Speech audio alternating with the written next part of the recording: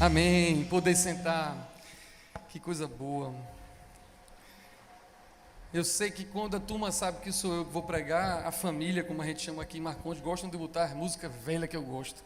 Só vem as músicas velhas que eu gosto. Pensa numa coisa linda. Meus irmãos, tão bom estar aqui. Fazia um tempinho que eu não estava aqui de manhã. E é muito bom estar aqui com vocês de novo.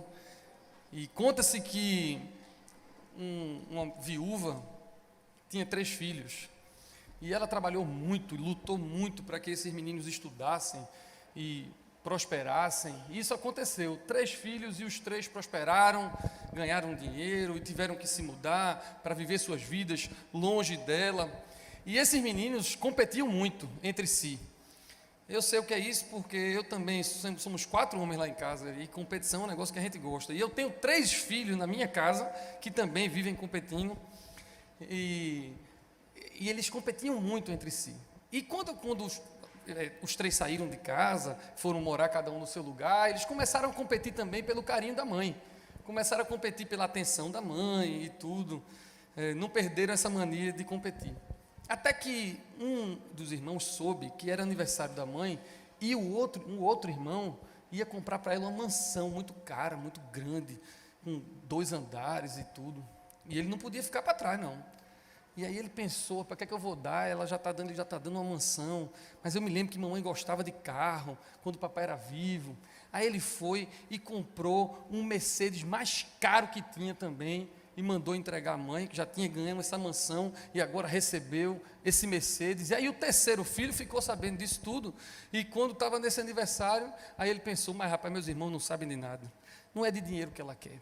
Ela é crente, mamãe é crente. Então ele foi atrás de uns monges que ficavam numa caverna, que ninguém via eles, de 5 em 5 anos é que alguém ia ver esses monges, e esses monges treinavam os papagaios recitavam a Bíblia.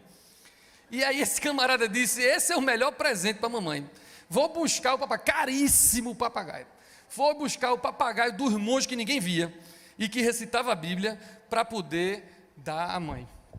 E aí os presentes chegaram, levaram a mãe lá para a mansão que não tinha dado, botaram o carro na garagem, e passou o tempo, e eles foram ligar para a mãe, para saber se ela tinha gostado, estava todo mundo meio curioso para saber do presente que ela tinha mais gostado, e fizeram uma chamada de vídeo, os 4, aí estava lá a mãe e os 4, os três irmãos, e aí o primeiro disse assim, e aí mãe, gostou da casa que eu lhe dei?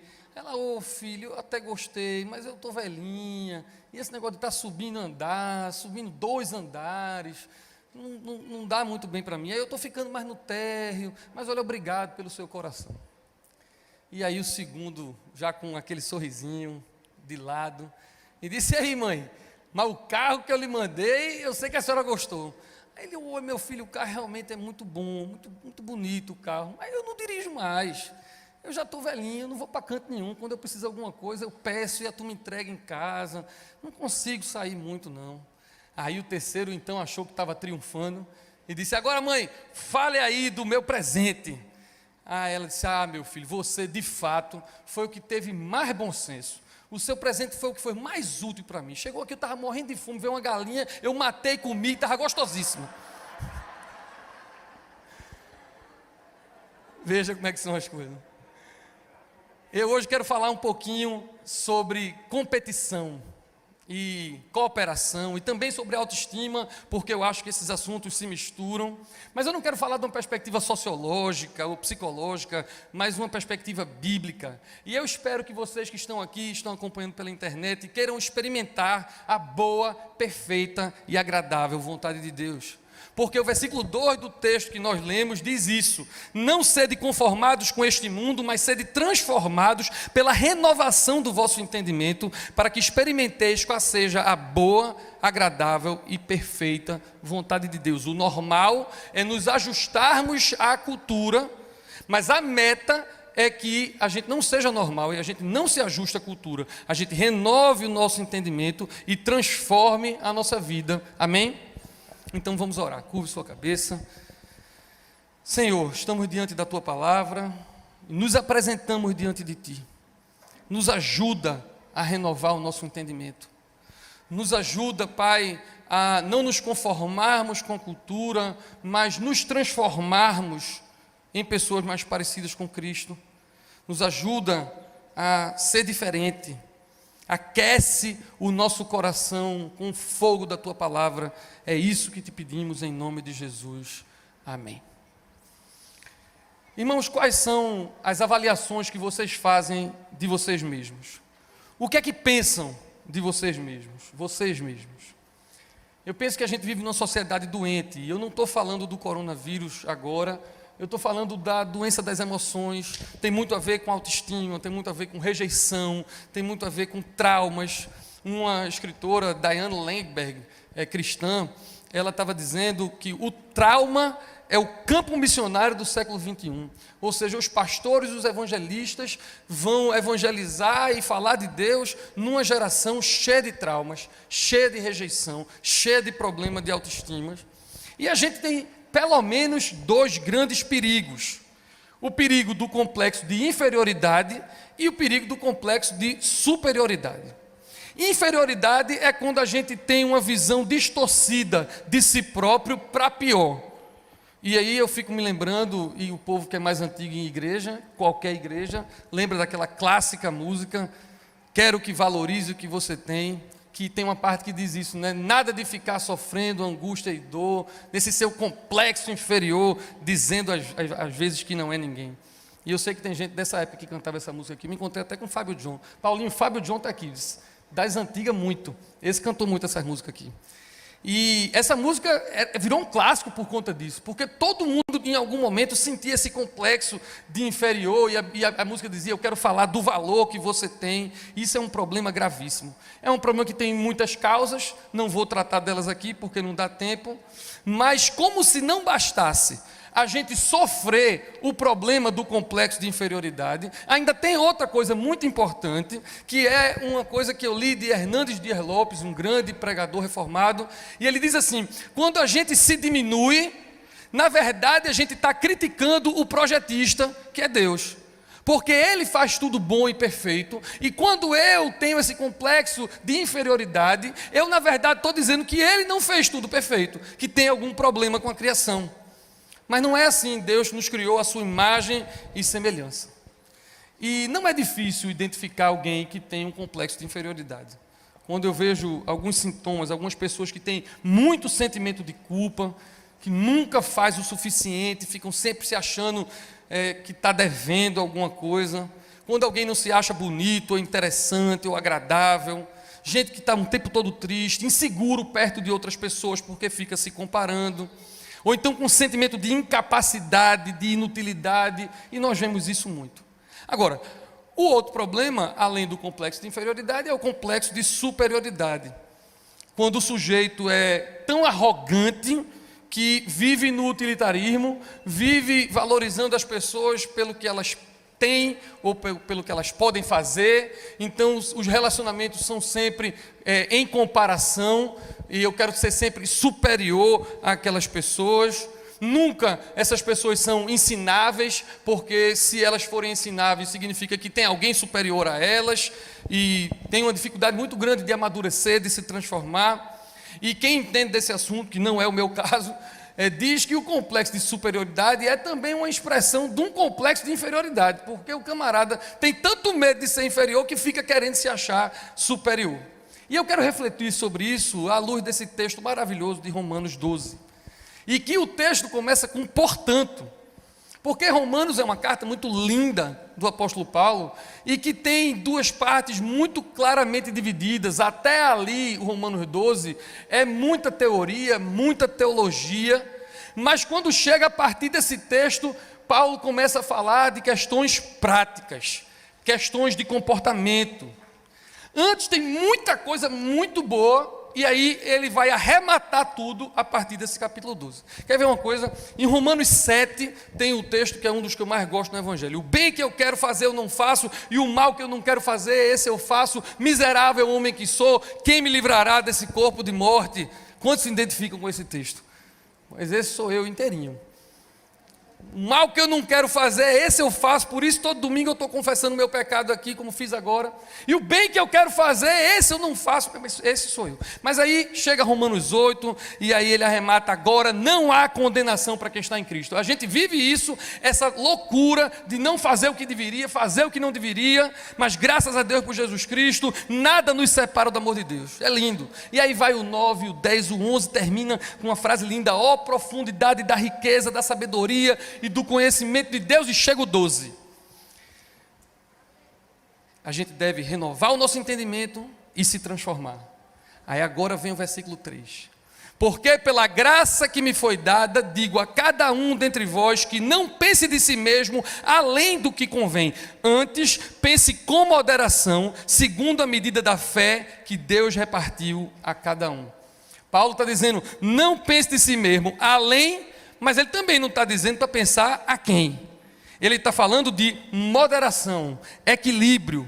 E esse é sempre o nosso desafio. O meu particularmente, que eu passei a minha vida inteira ouvindo da minha mãe dizendo que eu era desequilibrado e que eu precisava ser moderado. Ah, porque eu falo alto demais, porque eu como rápido demais, porque tudo. Aí eu sempre ouvi desde criança e continuo ouvindo da minha esposa agora, só mudou a mulher, né? Quer dizer, não mudou não, porque a mamãe ainda dá pitaco. Aí eu fico recebendo pitaco da minha mãe, da minha esposa, e agora tem uma moda de até meus filhos querer dar pitaco. Pai, você precisa ser mais equilibrado. Esse é o grande desafio da gente, é o equilíbrio. Ainda mais no tempo de hoje, de polarização. Tudo é radical demais de um lado, do outro. Moderação, equilíbrio é um negócio tão difícil. E ele começa dizendo isso, mas ele não diz isso e vai tomar sorvete, não, o apóstolo Paulo.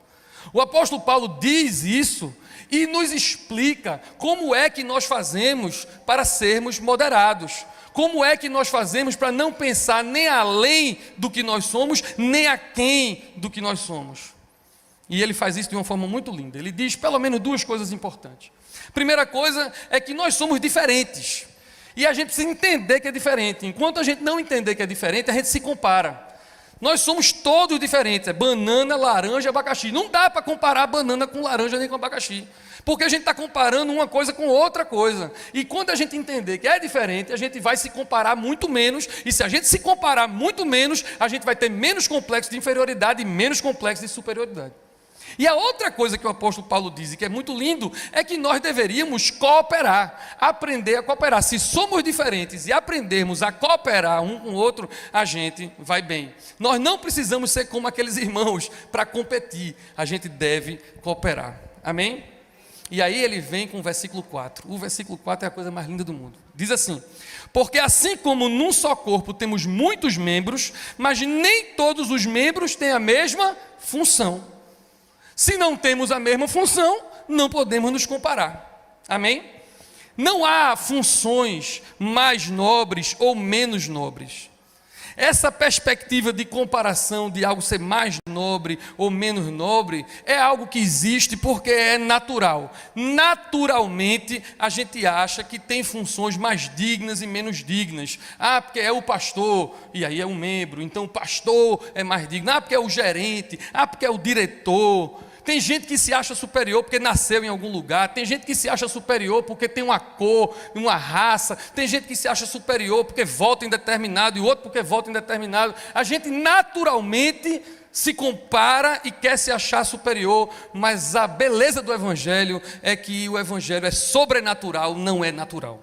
Esse é o nosso natural, mas nós estamos todos aqui nesse domingo de manhã e o povo na internet porque nós queremos buscar o sobrenatural de Deus. Nós não podemos nos conformar com essa naturalidade da competição e da comparação. Não vos conformeis. Então eu e você somos um povo que não está conformado. Amém? A gente quer se transformar.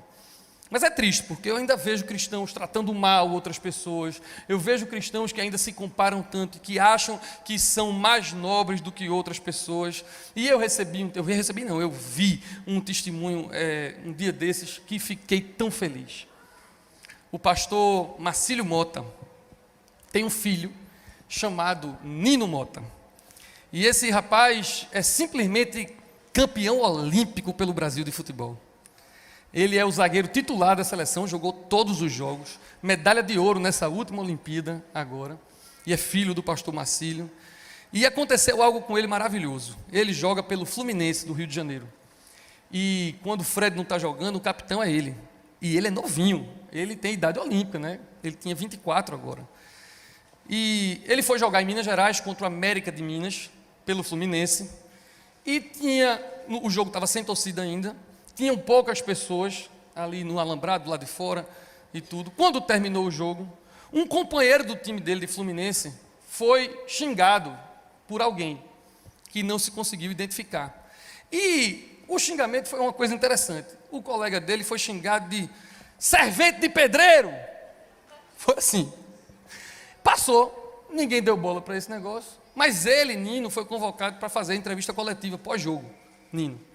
E chegou na entrevista coletiva, o repórter perguntou: Nino, você viu aqui que seu companheiro foi xingado de servente de pedreiro, o que é que você tem a dizer? O cara estava botando lenha na fogueira, querendo que Nino já desse uma resposta que fosse virar uma manchete em algum lugar. E aí Nino respondeu assim: rapaz, nada, a gente não entende isso como xingamento, não. Quer coisa mais digna do que o camarada ser servente de pedreiro? Então a gente não achou xingamento. Ele pode até ter achado que estava xingando, mas a gente não achou que foi xingamento, não. Veja que resposta linda. Passou, aí Fluminense voltou para jogar em Minas Gerais um outro jogo, e aí Nino recebeu uma homenagem do Sindicato dos Trabalhadores da Engenharia Civil de Minas Gerais. É verdade. O reverendo Marcílio me mandou a foto, uma flâmula que Nino recebeu e uma declaração de como ele tinha sido feliz na sua entrevista. E eu achei isso tão bom. As pessoas acham que são melhores ou piores por conta das funções que têm, ou por conta do estudo, ou tantas coisas, e Nino deu, como a gente chama, uma tapa com luva de veludo, e acabou com qualquer polêmica que fosse ter, ensinando a todo mundo. O pastor Ed Renekiewicz, de São Paulo, um dia desses também estava pregando e disse que na vida cristã não existe coadjuvantes, mas a gente acha que tem, a gente acha que sempre tem alguém que é principal e outro que é coadjuvante, e isso mexe muito com a nossa autoestima e nos faz competir. Mas o apóstolo Paulo está dizendo que nós somos diferentes e nós somos todos importantes, e o versículo 5 diz assim: assim também nós, conquanto muitos, somos um só corpo em Cristo Jesus e membros uns dos outros. E todo culto nós dizemos essa frase aqui, e vamos dizer hoje na Eucaristia, porque nós, embora muitos, a gente só não diz o resto do versículo, que é muito importante, e membros uns dos outros. Aprendam isso, nós somos um só corpo e membros uns dos outros. Não é só que a gente seja somente de um corpo, Jesus é o cabeça, nós somos membros uns dos outros. E essa palavra, uns dos outros, só nesse trechinho de Romanos de 1 a 10 aparece 2 vezes. Significa dizer que competir conosco mesmo é no mínimo uma burrice. Se nós somos membros uns dos outros, significa dizer que eu e vocês somos literalmente um. E se eu compito comigo mesmo, eu vou perder sempre. Não tem como eu ganhar, porque nós somos uma coisa só. Competir consigo mesmo é insustentável. E eu queria ter mais tempo, mas não vai dar, para a gente ler o resto do texto, porque o apóstolo Paulo vai começar a falar de dons espirituais. Quem ensina, ensine assim. Quem profetiza, faça assim. Quem ministra, ministre assim. Mas eu vou pular essa parte, porque vocês sabem quais são as suas funções na igreja e fora da igreja, que são diferentes. Mas eu quero focar hoje no versículo 10, que é um espetáculo de versículo. Vou ler para vocês. Amai-vos cordialmente uns aos outros, com amor fraternal, preferindo-vos em honra uns aos outros. Vou repetir essa frase. Preferindo-vos em honra uns aos outros. Eu penso que aqui tem uma chave espiritual. Difícil de entender, por isso que é uma chave, segredo, algo muito elevado, de maturidade extrema espiritual. Preferindo em honra uns aos outros. Noutra tradução tem assim: prefiram dar honra aos outros mais do que a si próprio. Prefiram dar honra aos outros mais do que a si próprio. No dia que você entender isso, que está na palavra de Deus, a sua vida espiritual vai se transformar. Você já imaginou se todos nós que estamos aqui e os cristãos ao redor do mundo, de todas as igrejas, preferissem os outros a si próprios, dessem mais honra ao outro do que a si próprio? E eu fico falando essas coisas aqui no púlpito, e eu olho para algumas pessoas, e eu tenho absoluta segurança que tem gente dizendo: esse é doido, isto é uma utopia, isto é impossível de acontecer. Tem gente que diz, eu só consigo preferir em honra, no máximo meu filho, nem meu marido. No máximo meu filho eu coloco em honra mais do que eu mesmo.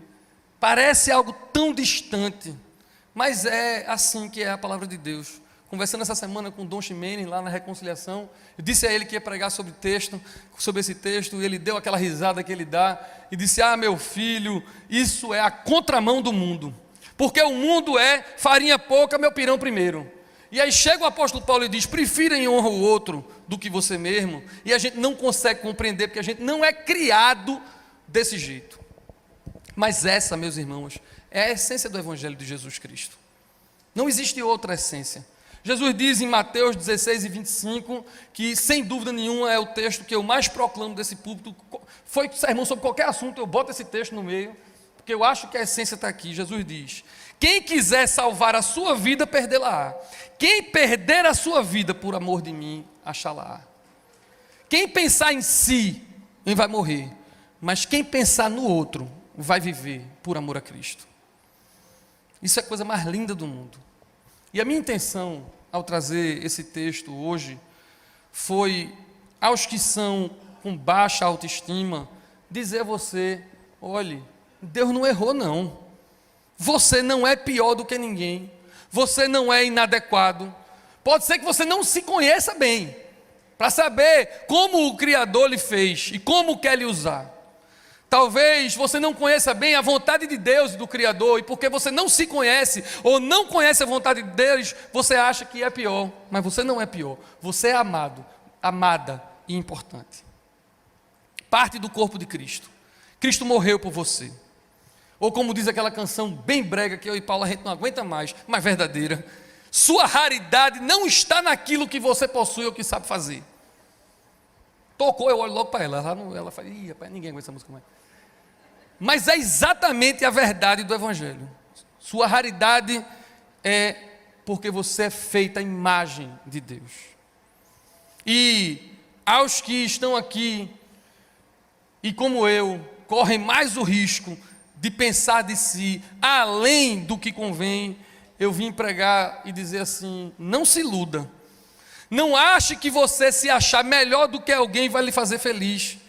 Porque se você achar que você é melhor do que alguém, você vai ser para sempre um eterno manco, vai faltar uma parte. Porque você precisa cooperar com alguém. Você pode ter a honra, a reputação, o maior reconhecimento, mas no fundo do poço, na sua pseudo-superioridade, você vai ser infeliz. E não vai ser pleno nunca, porque você só vai ser pleno quando você for membro uns dos outros, Cristo sendo o cabeça. Sua riqueza e fama sem corpo é insustentável e produz ansiedade. E a todos vocês, eu quero dizer, não se conformem com a dificuldade que é preferir o outro em honra, mas renove o seu entendimento, se transforme, porque o seu objetivo é experimentar qual seja a boa, perfeita e agradável vontade de Deus. Quando eu fiz referência àquele texto, miserável homem que sou, quem me livrará do corpo de morte, e eu digo que me identifiquei com esse texto, e é verdade, eu deixei para dizer agora o que vem logo depois. Logo depois o apóstolo Paulo diz, mas graças a Deus por Jesus Cristo. Ou seja, pode ser difícil demais, e é difícil demais, e com a nossa força a gente não vai resolver isso, mas Jesus Cristo veio para resolver isso, porque Ele perdoa o nosso egoísmo, a nossa comparação, a nossa competição. E Ele mesmo fez isso, porque Ele nos preferiu em honra a Ele mesmo, porque Ele largou a sua glória, e veio e encarnou para morrer por mim e por você. Diz que caberia a nós fazer as mesmas coisas, e até obras maiores do que a que Ele fez. E diz que ia mandar o Espírito Santo, que é a pessoa quem vai lhe ajudar, e me ajudar a gente preferir o outro em honra. E se você é daquele que diz, pastor, não vou conseguir, no máximo eu vou fazer isso pela minha família, eu quero dizer que você está sentado no banco de uma igreja, e para muitos, esta igreja é mãe. Esta igreja é mãe para órfãos, é filha para quem não tem filho, é irmã para os solitários. Este é o lugar onde o Espírito Santo vai nos encher, para que a gente aprenda a preferir, dar honra ao outro. No mundo eu sei que não dá, mas aqui eu não posso deixar de crer e ter esperança que nós vamos nos transformar, porque o meu sonho é uma igreja assim. E agora eu estou sonhando dobrado, porque eu sonho aqui e sonho lá em Boa Viagem. Meu sonho são 2 comunidades, pelo menos assim. Vou terminar contando uma última história. Essa não é verídica não. Essa é uma história que criaram, mas eu achei importante. 4 homens numa caverna, numa avalanche no inverno, cheio de neve. E eles se encontraram presos nessa avalanche. E calcularam que socorro só iria chegar com 24 horas ou 48 horas de onde eles estavam. E eles puderam fazer ainda uma fogueira para se aquecer, para não morrerem de frio. E todos esses 4, além da fogueira que já tinham feito, tinham guardado para si cada um feixezinho de lenha. E eles sabiam que não podiam deixar aquela fogueira apagar, porque se apagasse morriam os 4, morria de frio. E foi chegando a hora que aquela fogueira estava apagando. As cinzas já estavam aparecendo, já não estava tanto calor. E aí, cada um estava pensando algo em sua mente. Um deles era muito racista. E ele ficou pensando que entre os 4 tinha um que era negro. E ele, tão racista, ficou pensando: eu não vou dar minha lenha para botar nessa fogueira aqui não. Ele que dê a dele. Eu não vou dar minha lenha por esse negro. E ele guardou a lenha dele com ele, ficou segurando. O outro dos 4 era um rico, muito avarento. E ele ficou olhando que um dos 4 tinha uma aparência bem humilde, de mãos desgastadas, bem pobre. E ele ficou pensando: ele que bote a lenha dele primeiro, eu vou guardar a minha lenha por último. Eu mereço que ele use a lenha dele primeiro. O terceiro era o negro. E ele ficou pensando: eu vou dar minha lenha para esse racista opressor? De jeito nenhum, agora é a hora da vingança. Agora ele precisa de mim, foi racista a vida inteira, eu sofri a opressão a vida inteira, eu não dou de jeito nenhum. E o quarto era o pobre, e o pobre pensou do mesmo jeito, ele disse: é agora que o rico precisa de mim. A vida inteira fez de conta que eu não existia, com o dinheiro dele eu passei necessidade, agora ele que use a lenha dele, não vou usar a minha. E essa história diz que no outro dia chegaram os bombeiros e o socorro e encontraram os 4 mortos, com a fogueira apagada e cada um com o seu feixe de lenha na mão. E o chefe dos socorristas virou para a sua equipe e disse assim: o frio que os matou não foi o frio de fora, mas foi o frio de dentro. Que a palavra de Deus hoje aqueça o seu coração, para que você não seja frio nem por fora e nem por dentro, que você prefira uma vida em abundância de serviço e de preferir em honra uns aos outros, e que ainda que ache que é utopia, vá atrás dela, porque ela é o ideal de Deus para mim e para você, em nome de Jesus, amém. Deus os abençoe.